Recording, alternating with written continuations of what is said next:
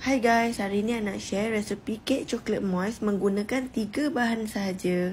Okey, firstly masukkan 4 biji telur. Kemudian masukkan 2 cawan serbuk koko. Untuk menggantikan Milo, I guna serbuk koko daripada Sawanah Koko. I suka Sawanah Koko kerana ia menggunakan koko alkali serta mengandungi kurma, madu dan barley. Seterusnya, masukkan 3/4 cawan susu pekat. Kemudian blend sehingga sebati. Selepas itu, korang boleh masukkan adunan tu ke dalam acuan.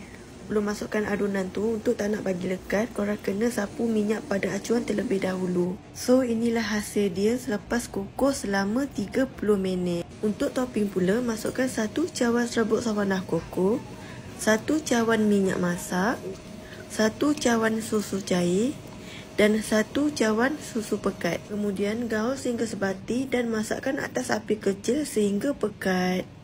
Apabila topping dah agak sejuk, bolehlah tuang di atas kek yang telah dikukus tadi. Last sekali, I taburkan Coco Crunch daripada Sawanah Koko. So, kek coklat moist simple kita is done.